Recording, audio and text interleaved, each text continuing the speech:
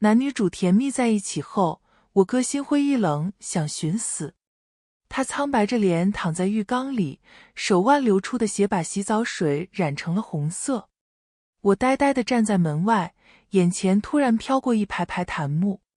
妹宝还不知道吧，他哥哥是爱而不得的疯批反派，心狠手辣，病娇偏执，女主是他暗淡生命中最后的光。妹宝一直很害怕哥哥吧，从来不许哥哥进他房间，也不跟哥哥说话。这也是反派想寻死的原因之一吧，从小疼到大的妹妹却那么讨厌自己，难怪反派后来越来越阴郁。所以等后来男女主收养了妹宝，妹宝才那么快就忘了他哥哥。妹宝都不知道哥哥有多爱他，只要他一句话，哥哥立马就能原地满血复活。我推开浴室的门，哥，今天是星期四，秦科约我去吃肯德基。我哥一愣，哪个秦科？你们班那个混血班草？我红着脸点点头。我哥气得直接从水里窜了起来，沈绵绵，我说过多少次，不许早恋。亲爱的朋友，你有没有过这样的时刻，偶然翻开一本旧书，指尖触到泛黄的纸页，突然就想起某个午后，阳光透过窗棂洒在书籍上，连灰尘都在光束里慢慢飘。那时的时光好像特别慢，慢到能把书中的每一句话都嚼出味道。欢迎来到时光书房，喜欢我的朋友欢迎点击订阅分享。那我们故事开始。浴室的门锁不知什么时候坏了，哥哥慌忙捂住正在流血的手腕。我眨眨眼，理直气壮，不跟秦科去也行，那你带我去吃。一定要现在去吗？哥哥语气有些不耐。那我跟秦科去。我哥咬牙深吸了口气，草草包扎了一下伤口。行，走吧。哥哥随便套了件外套，拖着湿哒哒的衣服带我去了5公里外的肯德基。我点了3个汉堡套餐，2个全家桶，5杯橙汁和3杯可乐。我哥满脸黑线，这些你一个人吃？我点点头，我是小孩子，要长身体。我哥，你最好全部给我吃完。他暴毙坐在我对面，阴沉着脸，望着我一手汉堡一手鸡腿吃得满嘴流油。我努力放缓进食速度，告诉自己多吃一点，再多吃一点，这样哥哥就不会死了。哪怕我已经吃得很慢了，肚皮还是缓缓鼓了起来，长得发紧发痛。檀木有些奇怪于我的表现，妹宝今天怎么这么能吃？我都担心他把小肚皮撑破了。妹宝平常不是最怕哥哥吗？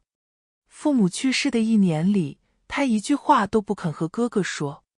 对啊，哥哥一度以为他生病了，带着他看了很多医生，最后得出结论一切正常，他只是单纯讨厌哥哥。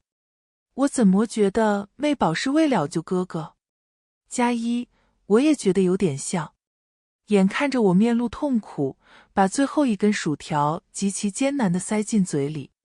哥哥倏地站起身，冷冷地说：“不吃了，回家。”我呆呆地望着他，眼睛有点发烫，但是忍住了。到家后，哥哥脱了外套，又走进了浴室。这一次，他拿着工具修好了浴室的锁，然后锁上了门。我站在门口敲门，哥，我有好几道题不会写，你能不能教我？里面没有动静。我用可怜巴巴的声音说，马上就是期中考了，老师说我成绩再退步的话，就不许我留长头发了，要把我的辫子剪掉。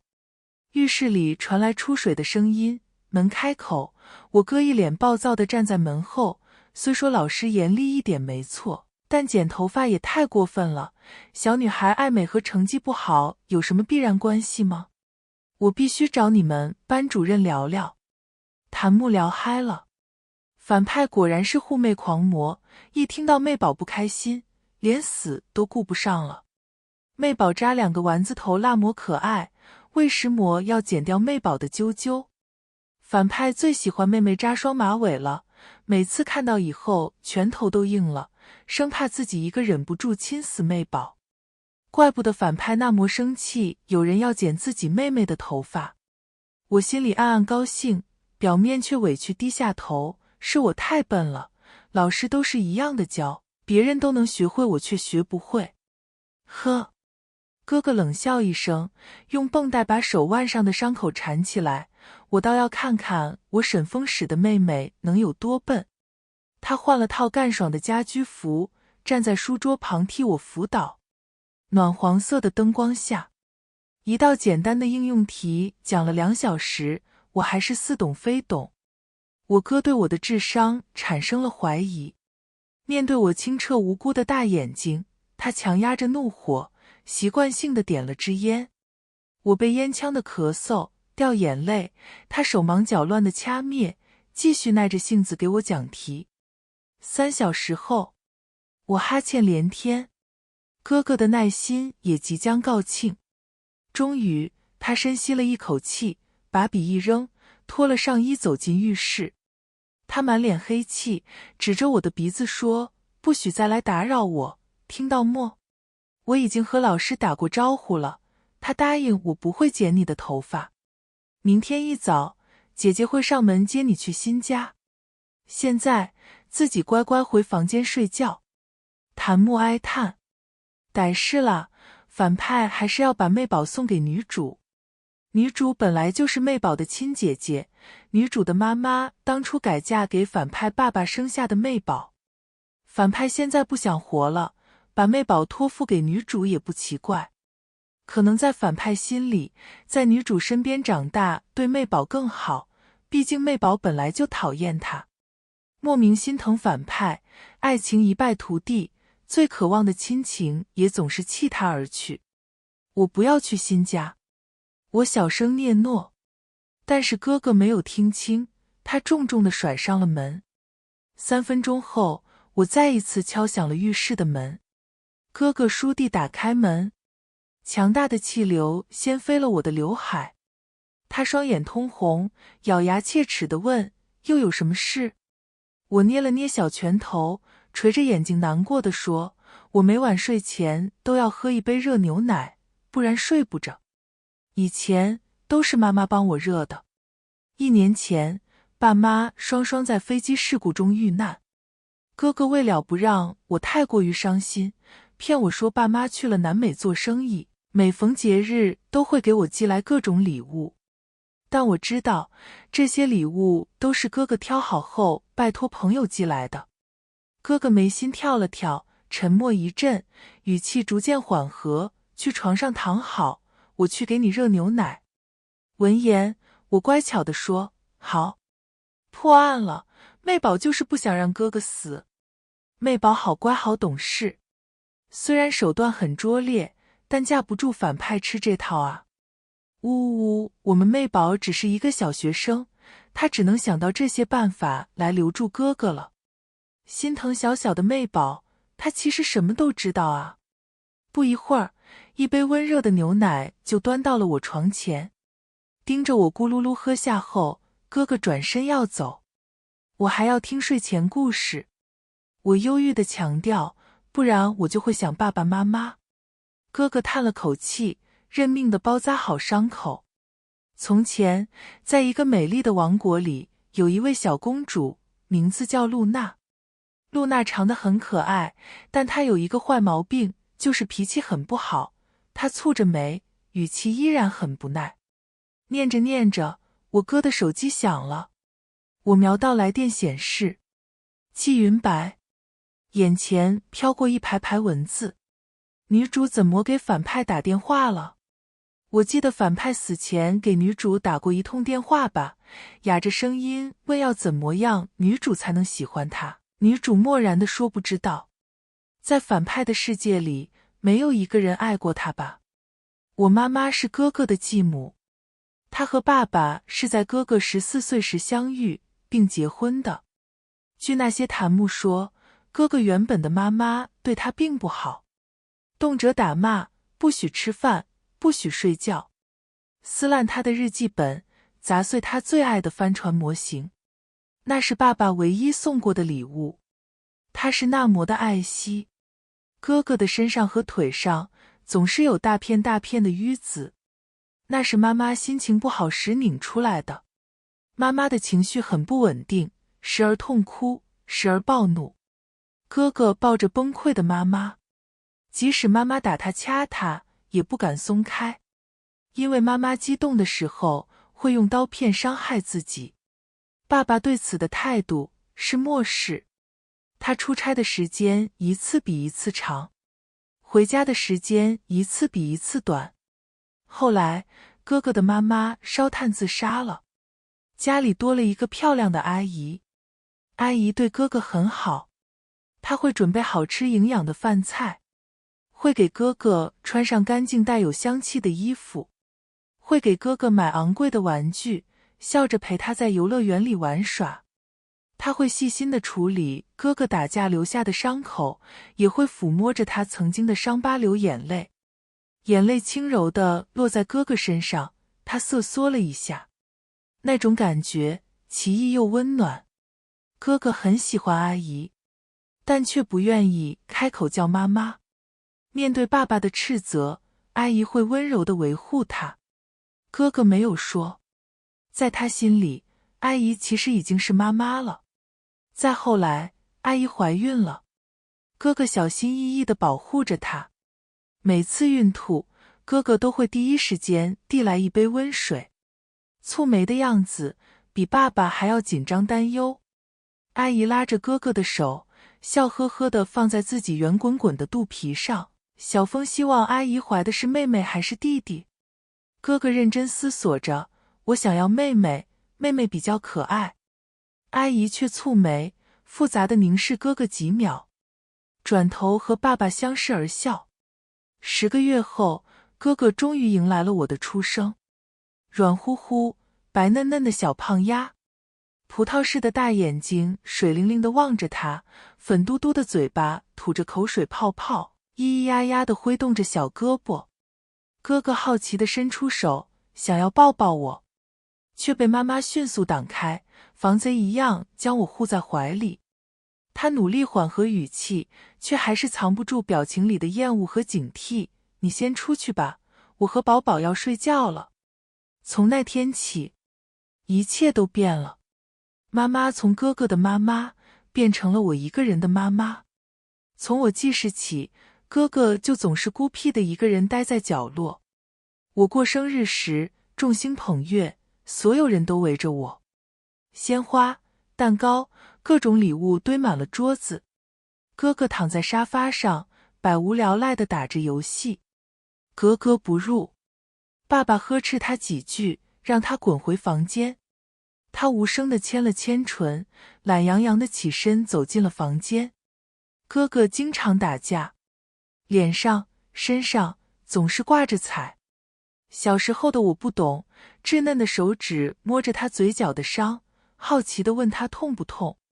哥哥嘴角一撇，硬邦邦地说不痛。我不信，站在凳子上替他吹气，绵绵帮哥哥呼呼，痛痛飞走。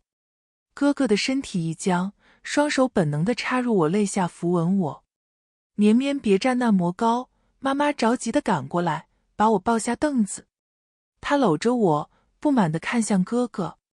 绵绵左腿有肌无力，容易摔跤，你又不是不知道，别总引诱他往高处爬。哥哥目光暗淡，挑唇，没有解释。自那以后，哥哥对我更加疏远了。我一直以为他讨厌我。爸妈去世后，我害怕哥哥觉得我是累赘，迟早有一天会把我送走。为了不让自己到时候太难过，我躲了起来，拒绝和他说话。原来哥哥从来没有讨厌过我。哥哥盯着荧幕看了许久，我不由得紧张起来。好在他还是挂断了电话，继续给我讲故事。我松了口气。强烈的困意袭来，我悄悄握住哥哥的衣角，这样只要哥哥一离开，我就可以立马醒过来了。可我还是高估了自己。睁开眼时天已经亮了。床边空无一人。哥哥呢？哥哥他不会已经……我眼里涌出泪水，惊慌失措地跳下床。我呆呆地站在卫生间门口，不敢开门。忽然害怕起了那个场景，檀木所描述的哥哥凄惨死去的场景。绵绵，背后响起哥哥和缓的声音。我转过头，他端着餐盘和牛奶，和平常没有什么两样，刷牙过来吃早餐。我愣了许久，呆呆地刷完牙，呆呆地走到餐桌旁，嘴里咬着煎蛋。我望着一旁的哥哥，心里突然涌起一股强烈的欣喜。哥哥是不是不打算死了？哥哥被我盯得有点无语。沈绵绵，你看我也没用，牛奶必须喝光，一滴也不许剩。门铃响了，哥哥看了眼手表，眸色悠悠，又看了看我。他从一旁拿出早已收拾好的拉杆箱，又抓起我的书包，紧接着走向了门口。门外站着的果然是女主。季云白一见到哥哥，眼睛立马就红了。沈风使，你有完没完？你到底怎么样才愿意放过我？哥哥，是你操纵海外基金持续做空琛科股票，并把琛科资金链断裂的消息透露给媒体，你就这么想要整垮琛科，整垮富琛吗？他分明看到了哥哥手腕上的绷带和异常苍白的脸色，但他毫不关心。面对女主的咄咄逼问，哥哥只是平静地开口，我对整垮琛科没有任何兴趣，与其在这里质问我，你们不如趁早考量一下怎么掩盖3年前的那桩事。反派都不想活了，哪还有心思掺和男女主的事情？算下来，这些年反派其实默默背了不少锅。最大的一口锅，应该就是男主事业起步期，女主出去谈客户，结果被灌醉下了迷药，还被拍下了那种照片。是儿，多亏反派赶到救下女主，但女主当时已经被女主醒来，误以为是反派迷奸了自己，从此彻底怨恨上了反派。反派担心女主知道真相之后受不了，宁愿她恨着自己。反派后来花了很大功夫拿回了那些照片，彻底销毁，也让那人再也开不了口。可这样一来，女主和反派的误会也再也解不开了。我不许你们再叫哥哥反派了，到底什么样的反派会这么冤种，这么傻啊？我走过去抱住哥哥的腰，有些生气，你凭什么这么说我哥哥？哥哥才不会做这种事情。季云白愣了一下，咬咬唇说，我会查清楚的。他蹲下身，调整好表情，微笑着问，圆圆还记得姐姐吗？我谨慎地点了点头，抓紧了哥哥的手。你现在要接走绵绵吗？他的东西我已经收拾好了。哥哥的声音微哑。季云白嗯了一声，扬起笑容，刚要对我说什么。我不要走。我往后退了退，抱住哥哥的腰，我哪里都不想去，我要陪着哥哥。季云白微怔，神情莫名地抬头看了一眼哥哥，嗓音柔和，姐姐给绵绵准备了漂亮的公主房，还有很多很多好玩的玩具，你跟姐姐去新家看看好不好？他哄了我很久，我都一直摇头，抱着哥哥的腰不撒手。哥哥低下头望着我，接下来我有很多事情要忙，可能没有那么多时间照顾你。公司业务拓展到了北美，我需要前去跟进。在之后，我想去探索哥伦比亚的原始丛林，想去肯雅看野生动物大迁徙，我还有很多很多想去的地方。但因为你，我都没办法去了。我愣住了，眼睛热得厉害。是啊，一直以来哥哥为了照顾我，连出差都没有超过3天过。因为我的出生，夺走了他好不容易拥有的亲情和家人的关怀，也夺走了他的自由。他已经很累很累了，我不能再继续拖累他的人生了。季云白安慰性地摸了摸我的头，没关系绵绵，姐姐以后会照顾好你的。我忍着眼泪，最后抱了抱哥哥。季云白牵着我离开了。我一步三回头地看向哥哥，哥哥神色空白，金色的晨曦洒落在他身上，透着一股难以言说的落寞。坐在车子上，我看向书包上的白背平安扣，那是父母去世后哥哥为我挂上的。呜呜呜，眼睛里进砖头了。妹宝脖子上、手上，从头到脚连书包挂件都是平安扣。哥哥的爱沉静如海。哥哥生日时许的愿望就是能看着妹宝快快乐乐长大啊。为了家人甘愿放弃留学机会的哥哥，怎么会为了奔向自由，把妹宝当成拖累呢？我忽然意识到，哥哥是我骗我的。他根本没有想去什么甘乃迪看动物，他只是不想让我看着他死去。我急得不行，嗓音里不自觉带上了哭腔。我不去新家了，我要回去。季云白连忙安抚我，绵绵别哭，哥哥以后还会来看你的。我不要，我要回去。我挣扎着，可周围的人没有任何反应。车窗外的风景飞速倒退，我离哥哥越来越远了。我胸口发闷，哭得喘不上气。如果我把哥哥会死的事情告诉他们，他们会回去救哥哥吗？妹宝哭得我心都碎了，女主怎么不为所动？女主受妈妈影响很深，都认为哥哥是苛刻、斗殴、不学好的黄毛，性格又阴郁极端，她不放心妹宝在那样的人身边长大。论哥哥被误解的一生，我哽咽地说，哥哥不是那样的，他从来没有伤害过我，他对我很好很好，求求你们让我回去吧。如果我不回去的话，哥哥会死的。我一遍遍说着，可是没有人听，也没有人相信。车子停了，停在了一栋很大的别墅前，门口站着一个严肃冷峻的中年伯伯。季云白把哭得直打嗝的我抱出车子，有些无奈地望向中年人，爸，我把绵绵带回来了。他。中年人扫了我一眼，语调淡漠，看好他，我不喜欢吵闹的孩子。我呆呆地坐在粉红色的公主房里，面前是各种各样好吃的点心和有趣的玩具，几个姐姐陪我搭着积木。时间一分一秒地过去，哥哥现在怎么样了呢？想到走之前哥哥落寞的眼神，我忽然一挥手，把刚刚拼好的积木推翻在地，还跳上去踩了踩。哦，脚好痛。我知道了，只要我一直捣乱，他们就会受不了，把我送走了。10分钟后，季云白紧张地打电话给哥哥，绵绵牙痛，他说你知道怎么办？哥哥镇定地说，他的书包里有儿童专用止痛药，如果痛得厉害，你就给他吃1颗，然后用冰袋冷敷一下脸部疼痛处，等烂掉的蛀牙掉了就好了。他呵呵冷笑了2声，疼一点也好，看他以后刷牙还敢不敢敷衍。我窘迫地撇过脸，假装听不见。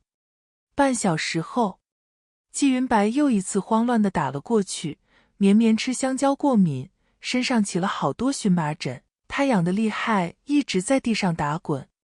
哥哥蹙起眉，他不是知道自己对香蕉过敏吗？怎么还敢乱吃？算了，你用炉甘石洗剂给他外涂一下，实在不行就吃点氯雷他定。1小时后，绵绵让我学绵羊叫，说我学得不够像，一直在哭。没办法，我又拉了我爸过来，毕竟他年轻的时候在草原上放牧过，结果绵绵也不满意。又一次拨通哥哥的电话，季云白欲哭无泪，他说你学得像多了，让我们跟你好好学学。哥哥9岁，正是闯的年纪，笑发财了，我能感受到女主此时深深的无力感。女主爸可是以严厉和古板著称的，现在却被妹宝折腾得一脸的无助和茫然。妹宝手段了得，为了哄妹宝开心，他甚至允许妹宝拿掉了他引以为傲的假发，戴在了布娃娃的头上。好了，女主现在拥有了一个和老爸同款发型的活泼茄子，不知作何感想？哈哈哈哈！女主家乱成一锅粥了，妹宝快趁热喝了。看到檀木，我的哭声不好意思地停顿了2秒。好不容易挨到了中午，季云白两眼发直地给哥哥打去电话。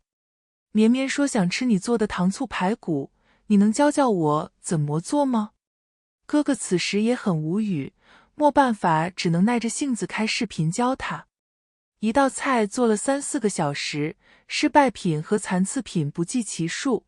女主爸看不下去，撸起袖子亲自上场。菜做好后，望着包括佣人姐姐和厨师在内闪亮亮的目光，我实在不忍心说难吃重来，轻轻点了点头。掌声四起，众人如释重负。中年伯伯的得意之情溢于言表，轻咳一声背过身子，迈着轻快的步伐离开了。夜里，我闹着要听哥哥讲故事。季云白顶着硕大的黑眼圈哄了我半天，实在没办法，又播了视频给哥哥。哥哥深沉的目光看了我许久，看得我都有点心虚了。他终于拿起了我床头的故事书。哥哥低沉好听的声音传进耳朵里，我好几次睡了过去，又逼自己醒过来，强迫自己睁大眼睛盯着哥哥，生怕我睡着之后他就不见了。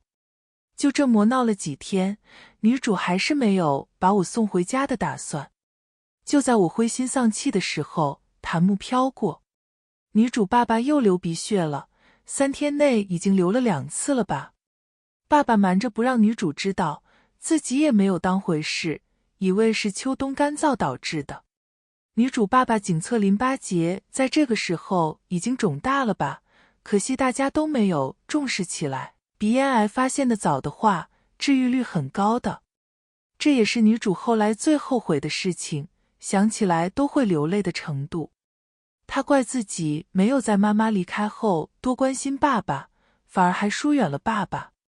几分钟，季云白上楼找我，我正抱着 iPad 刷视频，超不经意指着荧幕上男人颈部的肿块说：“这个跟叔叔脖子上的东西好像哎，都鼓鼓的。”女主看到视频中刺眼的鼻咽癌初期症状，心头一震。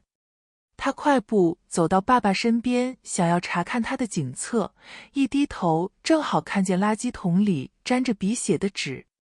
季云白脸色一变，连忙拉着爸爸上了医院。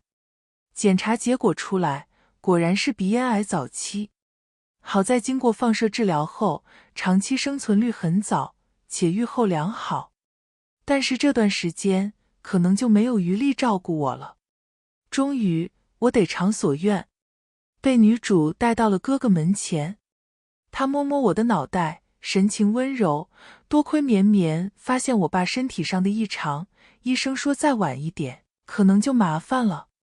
他把小书包递到哥哥手中，不舍地说：“麻烦你再照顾绵绵一段时间，等我爸的病情稳定了，我再接他回去。”我捏紧小拳头，太好了，至少这段时间里，哥哥都不会死了。只是几天不见，哥哥又瘦了。略长的头发搭在眼睛上，白 T 里空荡荡的。檀木却很吃这一挂，说是什么战损破碎美。哥哥面无表情地看着我，沈绵绵，你到底想干什么？他显然看出了我的心思。我恹恹地垂下头。如果他知道我猜出他想死的话，是不是又要把我送走了？哥哥眉头一蹙，你喜欢邻居家的许瑞哲是吧？是不是害怕搬走了就没办法和他见面了？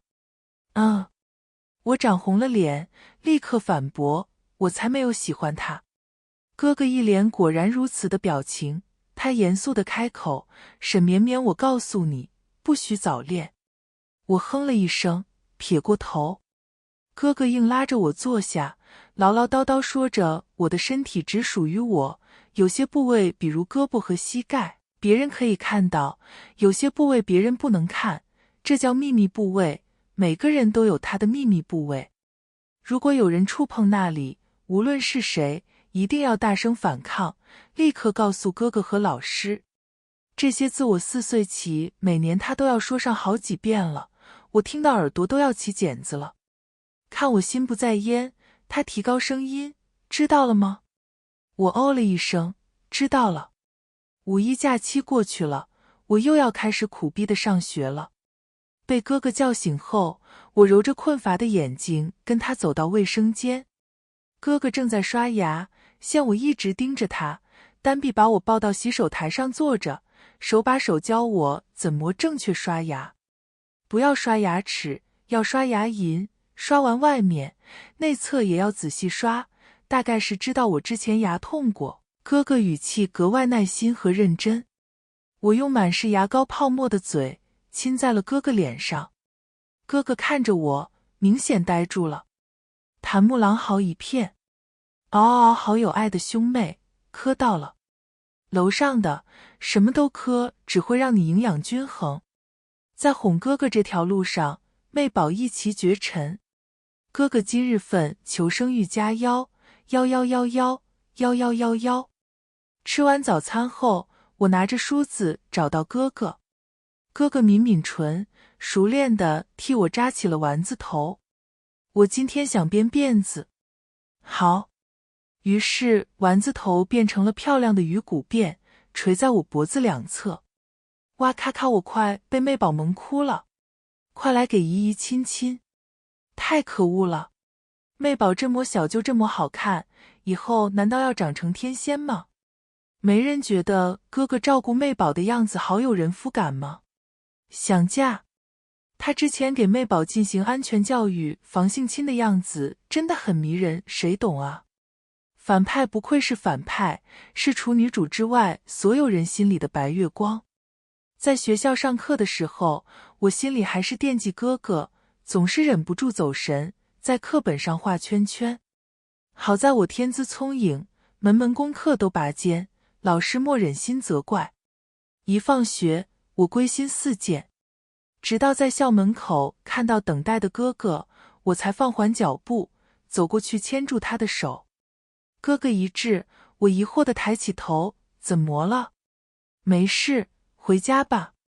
以前妹宝连话都不跟哥哥说，更别提主动牵哥哥的手了，难怪哥哥会受宠若惊。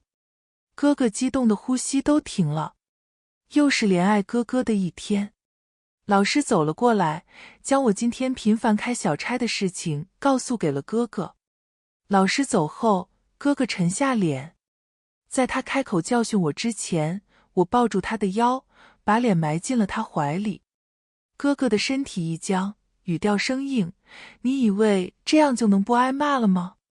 我用脸蹭了蹭哥哥的腰，内心一阵伤感。原来之前的我给哥哥造成过那么大的伤害，我以后要对哥哥好一点才可以。好了。哥哥僵硬地把手掌放在了我的后脑勺上，这次就算了，下不为例。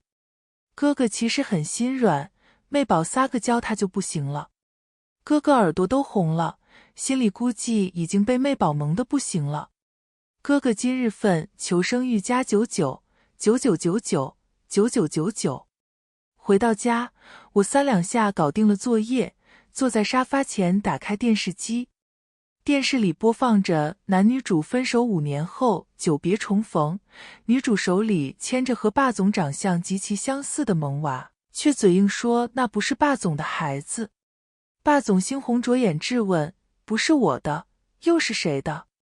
难道你还有别人？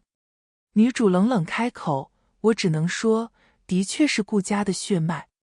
霸总的眼睛更红了，是我爸的。我微愣，那只能说很有生活了。正在切菜的哥哥扭头看了我一眼。霸总把女主摁在墙上，咬着她的唇质问，你当年不告而别，我一直以为你死了，你知道我这5年是怎么过的吗？女主冷笑，那你还是当我死了的好。我悠悠叹气，真是10年生死两茫茫，5年生死一茫茫。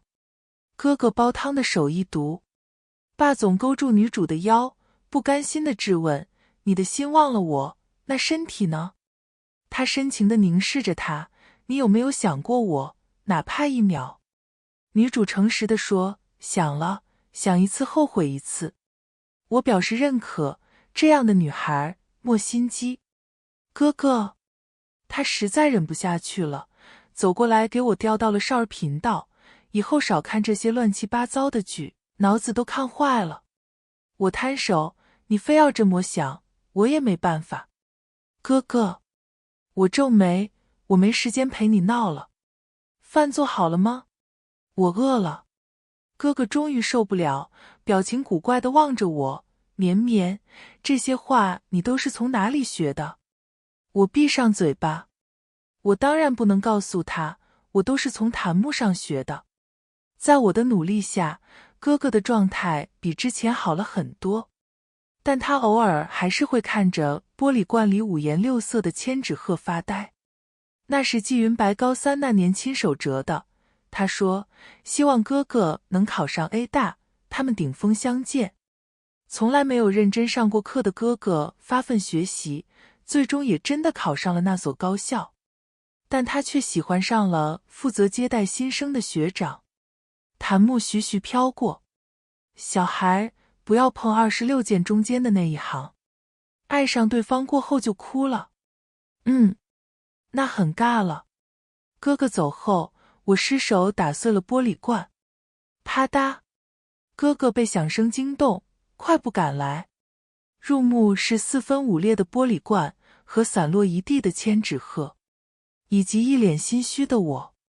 檀木都不禁为我默哀起来。哥哥有一瞬间的惊诧，随即就冷静下来。他走到我面前，将我从碎裂的玻璃旁抱走，上下检查有没有被玻璃扎溅到。我摇摇头。哥哥放下心来，让我出去，你先去客厅，我来清理一下。我走出几步，又迟疑地转过身。哥哥蹲下身，缓缓地将玻璃一片片拾捡起来，又把千纸鹤收集到一起。我忍不住开口：哥哥，你别要那个玻璃罐了好不好？我会送你一个更大、更漂亮的罐子，里面装满1000只千纸鹤。我比划着，等折满1000只，你可以答应我一个愿望吗？哥哥抬起头，看了我许久，最后说了一声好。2天后，哥哥带着我在游乐园玩，不巧偶遇了男女主。季云白和傅琛手牵着手一起散步聊天，氛围甜蜜。我发现哥哥一碰到这2个人，就本能地绷紧了肌肉，心跳加快。狭路相逢，男主望着哥哥，脸色阴沉。檀木一片哀嚎：不好，妹宝快拉走哥哥，前方是修罗场。男女主有多甜，哥哥的心就有多破碎。都不用猜，接下来肯定是男主自不量力挑衅哥哥，哥哥淡淡反唇相讥，男主词穷受辱，女主心疼维护男主，哥哥心痛难自抑，缄口不言。哥哥避书局，我不忍心看了。我拉着哥哥的衣角想离开，可是已经来不及了。季云白笑盈盈地俯下身，对我招了招手：是绵绵呀，有没有想姐姐？我看着他，艰难地点点头。傅琛的视线顺着我转到哥哥脸上，冷哼一声：绵绵我马上就会接走，你就再也没有见小云的理由了。用这种方式要挟他见面，未免也太低级了。你妹妹还是一个9岁的孩子，也要成为你的工具吗？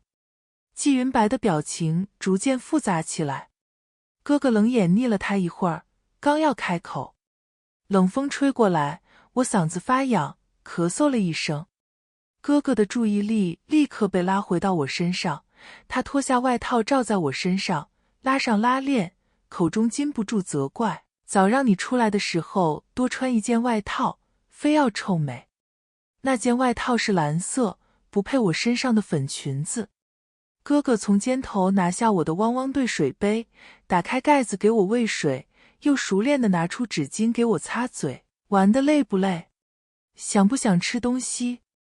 被晾在一边的季云白和傅琛脸上清清白白。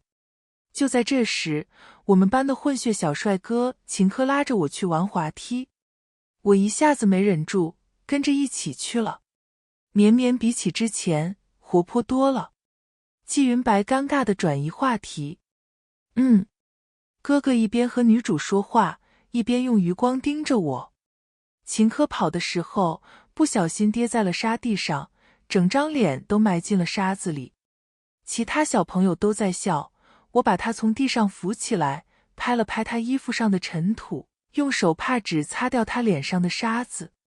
有没有受伤？我问。秦科清亮的眼睛望着我，摇了摇头。我松了口气，待会让你妈妈帮你洗把脸吧。大概是觉得我太可爱了，秦科在我脸上亲了一下。我正想回亲，却被远处时刻盯着我的哥哥发现了。季云白的话刚说到一半，他气势汹汹地跑过来，一把拉过我，表情严肃到可以吓哭小孩，不许亲我妹妹。秦科被吓得愣在原地，想哭又不敢哭。季云白的表情僵在了脸上。我连忙拉着哥哥走了。回到家，我连忙想要安慰哥哥，害怕哥哥因为女主的事情难受，又不想活了。哥哥一脸气愤，当着我的面就敢亲我妹妹，在学校里还得了。我娜娜，实则不然。他亲过你几次？除了你还有没有亲过别的女孩子？我小声嘟囔，恰恰相反。下次他再亲你，你就打他，知道吗？我的声音更小了，并非是他亲我。哥哥的语气越发凝重，如果还不行，你就告诉我，我找他家长好好谈谈。我笑妈了，男主架势都摆好了，结果哥哥中途跑去带娃了。哥哥无心 battle， 满脑子都是怎么防止自家小白菜被别人家的小猪拱了。哥哥，虽然我很爱你，但是抱歉，我必须要去阻止我妹妹早恋。哈哈哈哈哈哈哈哈哈哈哈哈哈哈哈！楼上吵到我的耳朵了。哥哥表情一变，你最近总是说一些奇怪的话，肯定也是被这些坏小孩教的。一听这话，檀木齐齐闭嘴了。经过这一查，哥哥手把手教了我很多防身术。你们这个年纪的女生都比男生高，像我这样，一拳就可以把那些矮冬瓜撂倒。哥哥，秦科比女生高。秦科是谁？名字听着有点耳熟。就是那个亲我的，他是我们班班草。班草也不行，我再教你几招。时间一晃，1个月过去了。我给哥哥折的千纸鹤已经装满了大大的玻璃罐。门铃响了，我兴冲冲地过去开门。走了几步，我的脚步慢慢迟疑下来。门锁可以识别哥哥的脸，他为石磨还要按门铃。咔嚓一声，门开了。进来的人不是哥哥，是傅琛。我很警惕，你怎么知道我家的密码？魏石磨不打招呼就进我家。傅琛微微一笑，季叔叔平安出院了，你姐姐让我接你回去。妹宝不要信啊，女主爸爸还在医院呢，而且女主根本莫让男主来接你。男主的公司经营不善，面临破产，再加上3年前的一笔违规担保，足够让他蹲20年监狱。他把所有罪责都算在了哥哥头上，想要挟持你来让哥哥妥协。你如果跟他走了，就会被他用来威胁哥哥的。傅琛伸出手，像是想要摸摸我的头，我强撑着没有躲。傅琛循循善诱，沈风使不是好人，他见利忘义，喜欢在背后对朋友下黑手，在这种人身边长大，对你而言不是好事。你妈妈和姐姐也一直都很担心他会带歪你的3观。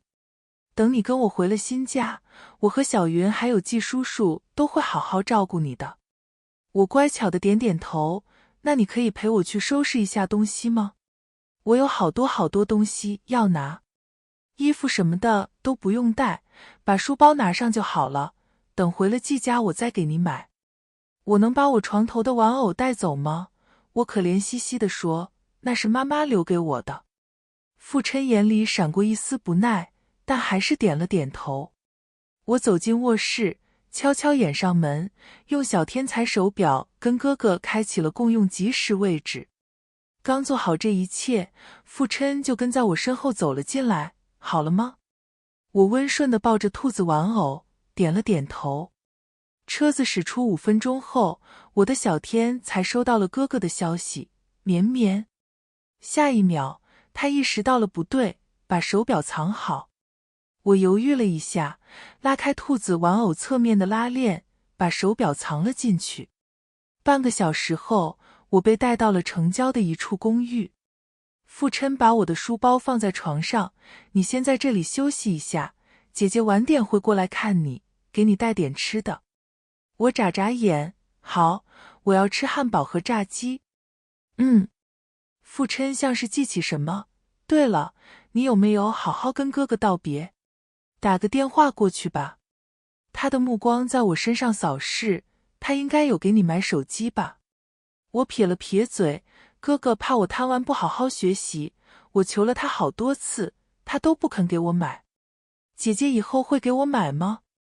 面对我期盼的眼神，父琛微微一笑，摸了摸我的头，等晚上姐姐过来，你跟她说吧。他没再提给哥哥打电话的事情，转身走出了公寓。妹宝反应好快，男主刚刚是在试探妹宝身上有没有通讯设备吧，担心他后面跟哥哥透露位置。新脑子就是好使，看到妹宝这么机智我就放心了，哥哥快来啊！讲真，你们不觉得男主才是本文最大的反派吗？挟持女童这波操作是真的恶心。男主才是反派加1、加2、加3。我趴在阳台上，确定父琛走出单元楼，才从玩偶肚子里拿出手表给哥哥发消息。哥哥回得很快，你知道自己在几零几吗？进来的时候我看见了1703。好，在屋子里等我，我马上上去。几分钟后，外面响起敲门声。我兴奋地打开门，父琛站在门外，阴鸷地盯着我。我吓得连连后退。檀木纷纷表示受到了惊吓，他一把捞起我夹在腋下，快步走进了消防通道。他没有往下走，反而一步步朝上爬。如果不是有人告诉我沈风使的定位跟我重叠，我还真信了你乖乖听话。我拼命挣扎着咬向他的胳膊，父琛吃痛，甩了几下甩不掉，索性用手掌捂住我的口鼻。慢慢的，我呼吸困难，晕了过去。等我醒过来，发现自己被父琛单手压在天台的栏杆上，大风将我吹得摇摇晃晃。不知什么时候，哥哥和女主都赶来了。哥哥站在1米开外的地方，视线紧盯着我，你放开我妹妹，想要什么条件我们都可以谈。季云白脸上有风前的泪痕，父琛，你到底怎么了？绵绵也是我妹妹啊，你快把她放下来。父琛脸色发青，我也不想伤害她。沈风使，你把从我这里窃取的东西还回来，再往我账户上汇3个亿，我就放了她。哥哥的声音从冷风中传来，钱我可以汇给你，但是东西不在我这里。真正的幕后推手是3年前公司上市前被你踢出局的夏涛，从始至终都是他做局设计的你。季云白几近崩溃，你放了绵绵？我找我爸查过了，那件事真的不是沈风使做的。父琛神情微正，他颓然地放下手，却又在察觉哥哥的靠近时，重新将我按回了栏杆上。他红着眼，神情癫狂，沈风使，是你把我逼成这样的，举报我的不是你又怎么样？我不明白，为什么所有事情你总是快我一步？你很爱你的妹妹吧？我现在什么都没有了，也要让你尝尝失去一切的滋味。檀木群情激愤，男主怎么回事？竟然说出这种反派发言。史上人设最炸裂的男主，抛开滤镜，这位完全就是法制咖吧，有种巴掌扇不进荧幕的无力感。他娘的死渣男，有本事自己跳下去啊！你要是伤了妹宝一根毫毛，我作为读者也不会放过你的呜。哥哥额角青筋鼓爆，眼神瞬间凌厉起来。他想要冲过来救我，却被纪云白拦住。他慢慢走向傅琛，声音轻而柔和，可是你还有我不是吗？不论如何，我都会陪着你走下去的。是吗？傅琛讥笑，那你能陪我一起从这里跳下去吗？纪云白愣了一瞬，望着他的眼睛点了点头，我可以，只要你放了绵绵。天台的风越发猛烈，吹得人耳边呜呜作响。傅琛在这股强风中凝视他许久，血红的眼睛逐渐恢复了一丝清明。他转头看了看我，将我从栏杆上放了下来。我连忙扑向哥哥，哥哥蹲下身，一把将我搂进怀里，劫后余生，他的身体不住的颤栗，将头埋进我颈侧，许久说不出话。太好了，妹宝得救了！我开心的在床上打了2个滚，蛙跳了2米。女主不要啊，让男主自己死就好了。女主只要治好了眼睛，三观还是很正的，难怪哥哥以前那么爱。女主去，把男主推下去，了却他的心愿。我们帮你作证，是他自己自愿跳的。请愿助推，我排女主后面。我排第3个。我排第4个。我轻轻拍打着哥哥的后背，软声安慰道：没事了哥哥，没事了。纪云白走到傅琛面前，扬起手狠狠扇了他一巴掌。谭木立刻开始叫好，并表示可以滴滴代打。片刻后，远景鱼贯而入，控制住了傅琛。我站在纪云白面前，哥哥从来没有做过伤害你的事情，他一直都想保护你。哥哥也没有打架斗殴，他只是见义勇为。你不信的话，我家里还有别人送他的锦旗。是你们对哥哥的偏见捂住了你们的眼睛。真正的妖魔不在血液中，而在歧视者的目光中。纪云白呆愣当场，哥哥什么都没说，在远景的保护下抱着我离开了。听说后来傅琛面临财务造假、跨境洗钱、违规担保、绑架勒索等多项指控，后半生可能都要在牢里度过。纪云白一次也没有去看过他。我埋在哥哥怀里，揪着他的衬衫，抽噎着烧开水，胸口被我哭湿一大片。哥哥的声音嘶哑，带着浓重的歉意，抱歉，是我没有照顾好你。我摇摇头，哽咽着开口，我觉得很对不起哥哥。哥哥微愣，为什么？我咬着牙，红了眼眶，是爸爸妈妈不好，爸爸忽视哥哥，妈妈也因为我的存在排斥哥哥。我享受着家人的关心，却没有看到角落里的哥哥有多难过。哥哥是因为我才受了那么多委屈，所以哥哥讨厌我也是应该的。哥哥喉头微鼓，额头上有什么东西滴落下来，潮湿温热。哥哥沉默了许久，他慢慢抬起我的脸，认真地看着我的眼睛。哥哥从来没有讨厌过绵绵，哥哥最喜欢的就是绵绵。这些大人之前的争执和矛盾，从来都不是你的错。你已经很努力了，那么努力的想要救我。好暖呀，仿佛回到了我还不是毒妇的时候。哥哥终于懂了吗？小小的妹宝拼尽了全力，只是想要把哥哥从阴影中拉出来啊！心疼哥哥，心疼妹宝，爸爸妈妈各一巴掌，男主更是降龙18掌。辛苦了，哥哥，辛苦了，我们妹宝，以后的日子一定要好好的哦。我吸了吸鼻涕，从口袋里拿出一只千纸鹤，小心翼翼地捧到哥哥面前。我的愿望是，哥哥可以一辈子陪在我身边。哥哥看着千纸鹤，眼里有泪光，嘴角却在微笑。好，世界是假的，但爱是真的。今天的时光书房之旅到这里就暂告一段落了。下一期我们会带着新的时光之书与你相遇，可能是关于老上海的弄堂故事，也可能是藏在经典名著里的岁月细节。记得常回来看看，时光书房永远在这里，陪你在文字里与时光温柔相拥。咱们下期见。